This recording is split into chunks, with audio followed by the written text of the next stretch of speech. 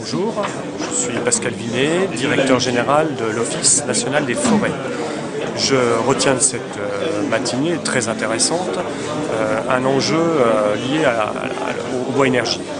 Le bois énergie, c'est une attente forte de nos concitoyens, c'est également une opportunité pour les producteurs, mais c'est un risque de conflit d'usage entre les différentes utilisations du bois. L'Office national des forêts est très consciente de ces enjeux et elle a donc travaillé pour préparer son futur contrat d'objectif 2012-2016 sur les volumes que l'on pouvait sortir au sein de la forêt publique, qu'elle soit domaniale ou communale.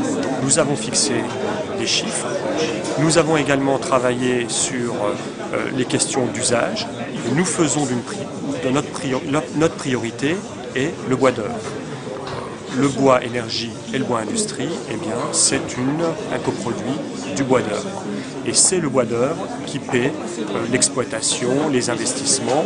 Évidemment, la valorisation du bois énergie est un plus important, mais c'est le bois d'œuvre qui pilote notre gestion économique de la filière. Alors, en tant que responsable de la gestion des forêts françaises, quelle est la problématique par rapport à l'existant et aussi au futur, c'est-à-dire un arbre, ça ne pousse pas en 20 secondes. Oui, et il faut réfléchir les arbres sur évidemment plusieurs années, intégrer le changement climatique et se préoccuper des essences que l'on va implanter.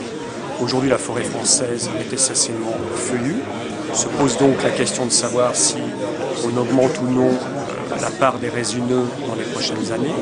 Mais pour ce qui est immédiat, pour le bois énergie, l'enjeu c'est un enjeu de volume, mais c'est aussi un enjeu de durée, car il faut pouvoir trouver des fournisseurs de bois qui s'inscrivent dans la durée, c'est-à-dire qui puissent contractualiser avec des opérateurs énergétiques sur plusieurs années, voire plusieurs dizaines d'années, et cela, ça reste très difficile. C'est pour ça que l'ONF a créé une filiale ONF Énergie et que nous travaillons avec les coopératives forestières de manière à rassurer nos clients et leur dire voilà ce que nous pouvons produire et voilà sur combien de temps nous pouvons vous fournir. Je vous remercie.